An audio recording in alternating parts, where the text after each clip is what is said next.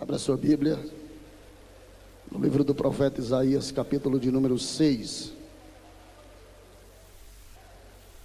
Livro do profeta messiânico Isaías, capítulo de número 6. Enquanto você procura, eu quero louvar a Deus pela vida do pastor Antônio Moura. Muito obrigado por mais uma oportunidade. Deus abençoe a sua vida, os meus companheiros que aqui se encontram, o bispo Jorge André, meu companheiro cantor Arthur, pastor John, todos os irmãos que aqui se encontram, bispo Felipe. Deus abençoe a sua vida, seja Deus louvado por ela, em nome de Jesus.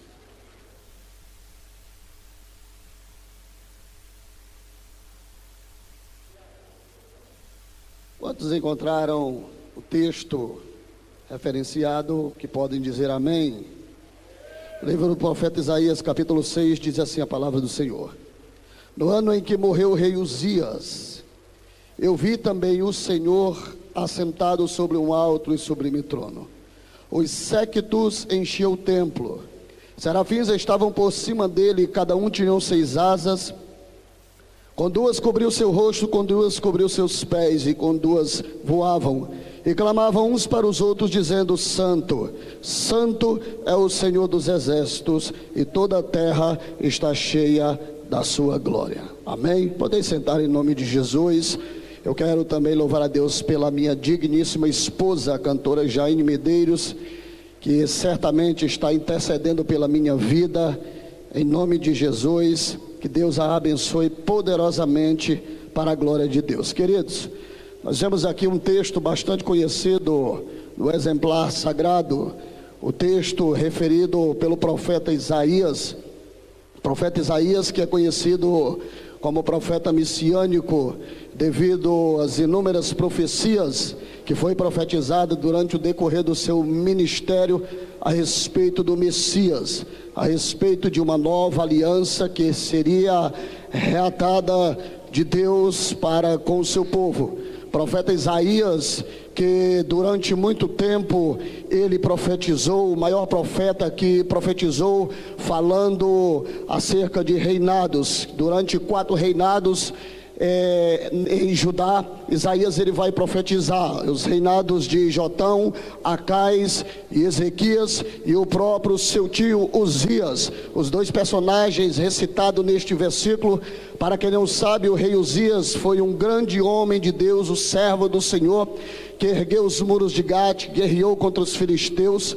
O rei Uzias, ele subjugou 3 potências dos filisteus, sendo que na composição de Judá 5 potências existiam, e o mesmo rei Uzias ele vai subjugar 3 potências, abrindo um caminho no meio delas para uma terra de muitos ourives, trazendo ouros e muitas preciosidades para dentro de Judá, fazendo de Judá uma terra riquíssima. Então também ajudou e contribuiu na área da agricultura, e Judá se tornou uma terra muito próspera. Porém, um belo dia, a soberba ela nasce no coração do rei Uzias, e ele resolve adentrar dentro do tabernáculo do Senhor para queimar incenso no altar dos incensos, sendo que isso não competia a ele, esse ministério. Isso era um ministério sacerdotal, e unicamente os sacerdotes eles poderiam queimar incenso no altar dos incensos. Eu quero pedir ao sonoplasta que me ajude com o fundo musical em nome de Jesus.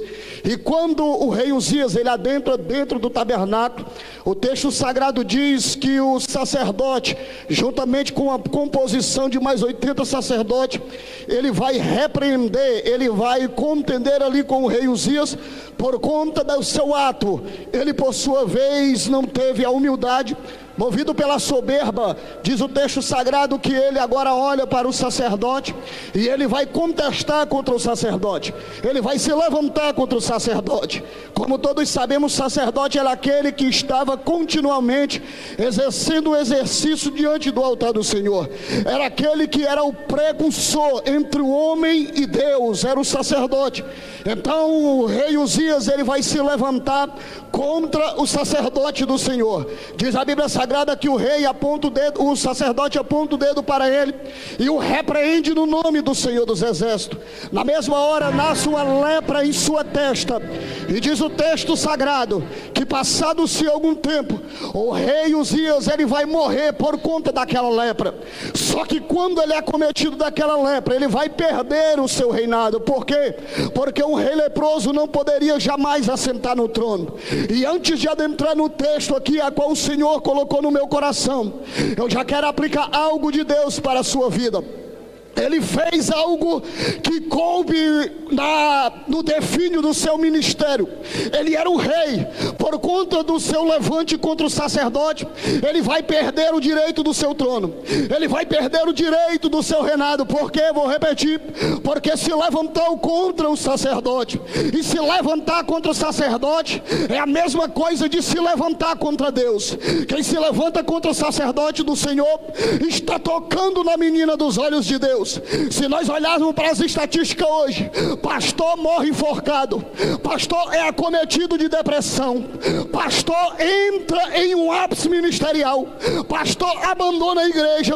E aí nós começamos a buscar argumento para essas atitudes, argumento para essas estatísticas, e quando nós vamos ver o fim, a raiz da história, é por conta de muitas pessoas que querem ser compreendidos, mas não compreendem o seu pastor, querem ser ouvidos, mas não ouvem mais o seu pastor, querem que o seu pastor tenha submissão a ele, mas ele não tem submissão para o seu pastor. O que é isso? Isso é declínio ministerial. Eu quero trazer uma palavra da parte de Deus para a sua vida. Não adianta subir neste púlpito se você não respeita o seu pastor. Não adianta cantar se você não respeita o seu pastor. Não adianta pregar se você não respeita o seu pastor. Respeite o seu pastor e você terá um ministério abençoado. Seja submissa ao seu pastor e você terá um ministério abençoado. O que eu quero te dizer nesta tarde, meu irmão, é que a cartilha social, ela se destaca pelo ABCD, mas a cartilha ministerial e espiritual, ela baseia-se no obedecer. Não adianta pregar bem, não adianta fazer teologia, não adianta ser formado em bacharelado se você não obedece o seu pastor. Obedeça e Deus abençoará a sua vida. Bendito é o nome do Senhor.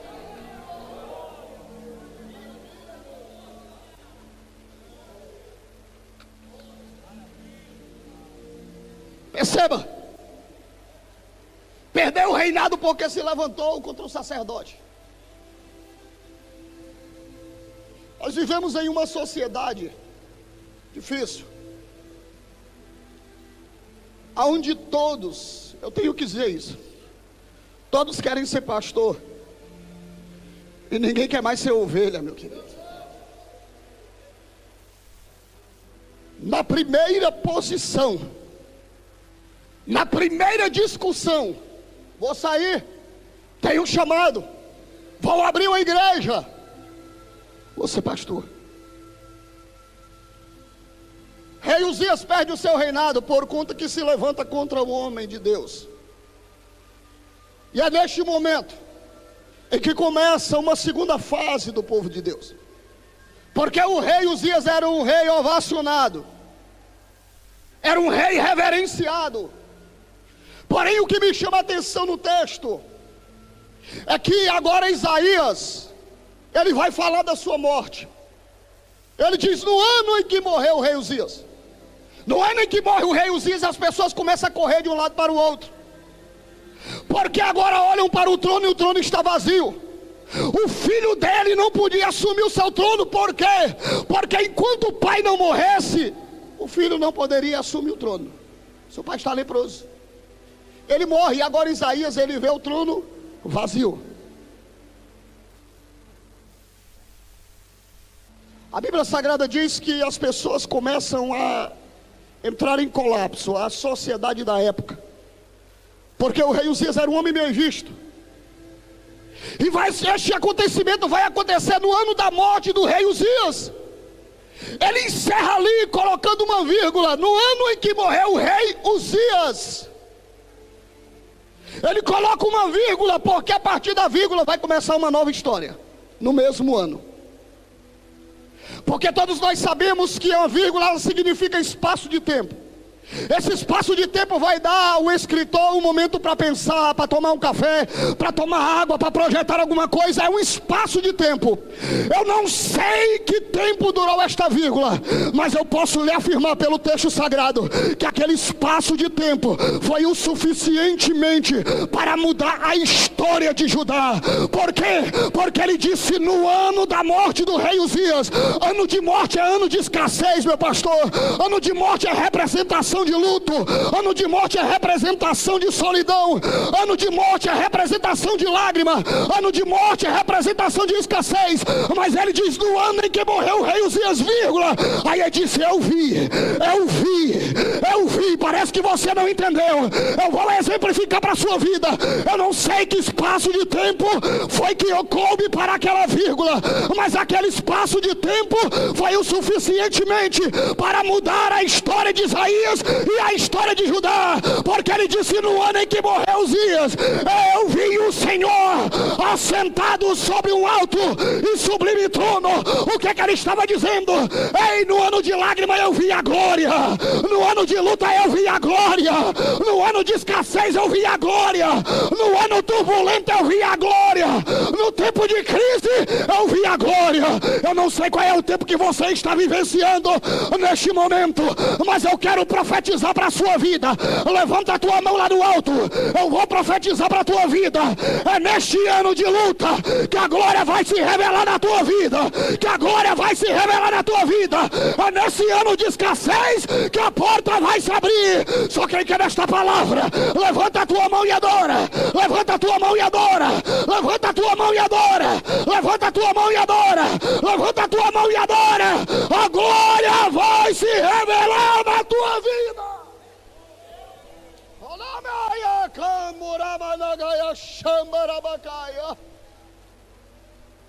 No ano em que morreu o rei Uzias, eu vi o Senhor assentado sobre um alto e sobre um trono.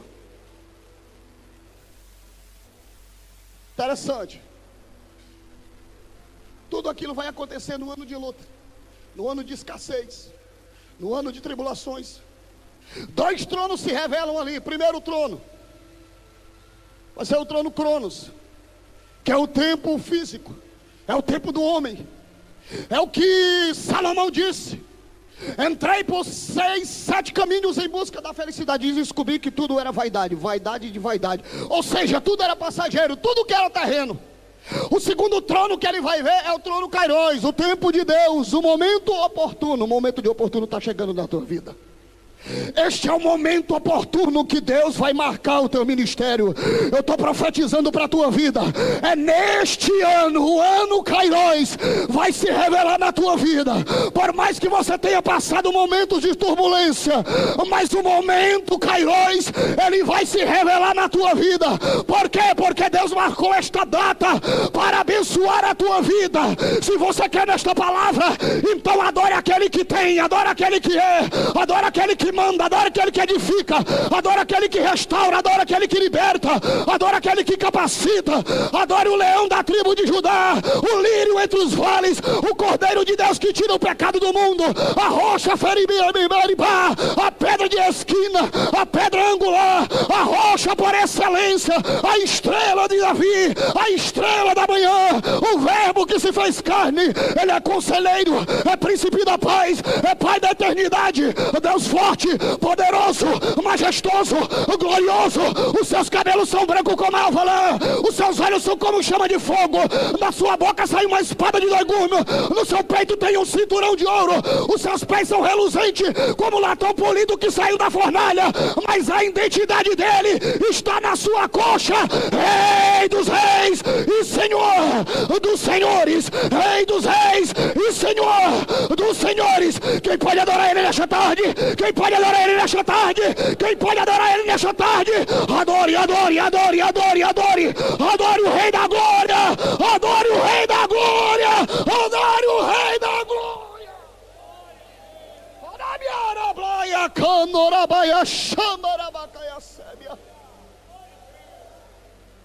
no ano em que morreu o rei Uzias, eu vou encerrar aqui. Eu vi o Senhor assentado no alto, sublime trono. Quando ele vê a glória, ele vai expressar algo que me chama a atenção. Do capítulo 1 seguinte, Isaías está dizendo: ai da nação, ai do povo que não te adora, ai dos incrédulos. Mas a Bíblia Sagrada diz que na hora que ele entra no templo, que ele vê a glória do Senhor, ele vai mudar o seu dialeto, ele vai dizer: ai de mim. Quando Isaías tem uma visão de Deus, sabe o que se apresenta diante dele, pastor Sérgio? Um espelho. O espelho não reflete a glória de ninguém, o espelho reflete a sua glória. Só que naquele momento não era a glória de Isaías que estava aparecendo, era a glória do Senhor. Mas o espelho estava refletindo a sua imagem. Perceba que antes dele ter um encontro com o Senhor, ele está dizendo: ai do povo, ai do pecado desse, ai do pecado daquele, ai do pecado daquela. Na hora que ele tem verdadeiramente um encontro com Deus, ele começa a dizer: ai de mim. Sabe por quê, irmãos? Porque quem verdadeiramente teve um encontro com Deus, ele não olha para a vida dos outros, ele olha para a sua. Ele não olha para o pecado dos outros, glória, ele olha para a sua.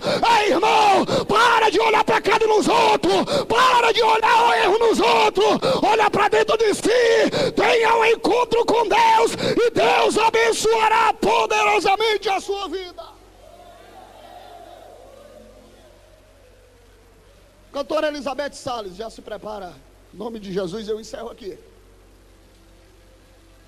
Isaías vê o Senhor assentado no alto sublime trono. Os séquitos enchiam o templo. Ele vê o Senhor assentado no alto sublime trono.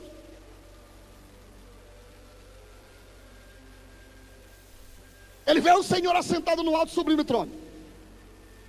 Os séquitos enchiam o templo. O Senhor está sentado, mas o seu séquito está na terra.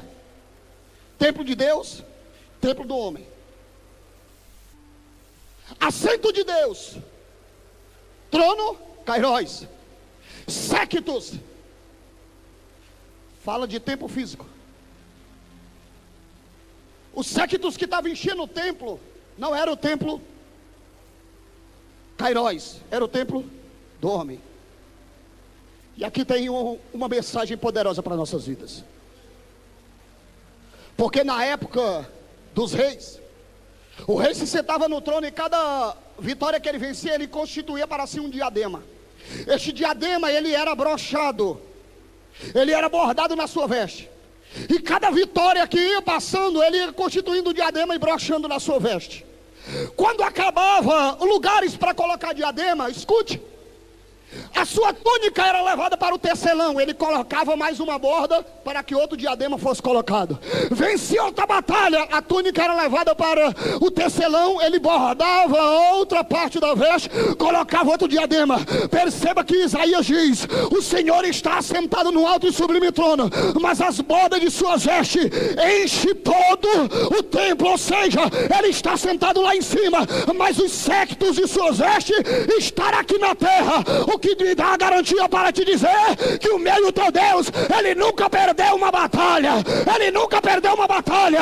E deixa eu te contar uma novidade de vida: é ele quem guerreia as tuas guerras. Ou seja, ainda que teus olhos não possam contemplar, você já é vitorioso. Você já é vitorioso. Você já é vitorioso. Não saia daqui cabisbaixo, saia de cabeça erguida e declarando: a vitória é minha, a vitória é minha. A vitória é minha, a vitória é minha, no nome de Jesus Cristo.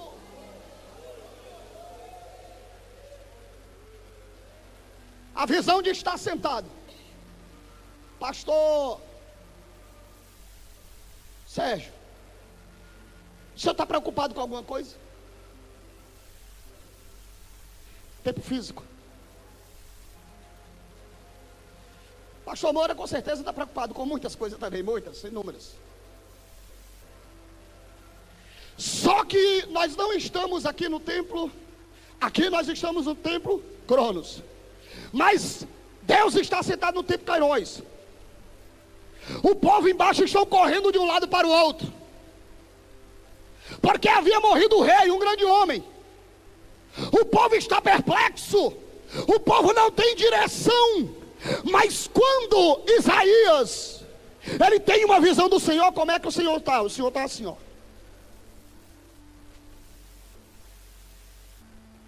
Embaixo o povo está tudo correndo de um lado para o outro. Embaixo o povo está tudo sem esperança. Embaixo está uma crise só, e ele está aqui. Sabe o que é que ele está dizendo? Ele estava dizendo: Isaías, eu te trouxe lá de baixo aqui, abri a tua visão para te dizer que enquanto o povo está correndo de um lado para o outro, preocupado com isso, com previdência social, preocupado com a política, eu ainda estou no controle. Eu ainda estou no controle. Oh, glória! Ei, irmão, ele ainda está no controle. Ele ainda está no controle da tua vida. Ele ainda está no controle da tua chamada. Só quem acredita nisso, levanta a tua mão e adora. Levanta a tua mão e adora. Levanta a tua mão e adora. A cantora já se prepara. Levanta a mão e adora. Enquanto isso você adora. Só quem ele está no controle da vida adora. Mas quem ele está no controle permanece quieto. Mas só quem quer que ele está no controle, adore a ele, adore a ele, adore a ele, adore a ele. Adore a ele nesta tarde. Adore a ele nesta tarde. Ele ainda está no controle da tua vida. Louvado seja o nome do Senhor. Você tem liberdade de adorar. Você tem liberdade de adorar. Então adore a ele, adore a ele, adore a ele, adore a ele, adore a ele, adore a ele. Você tem motivo para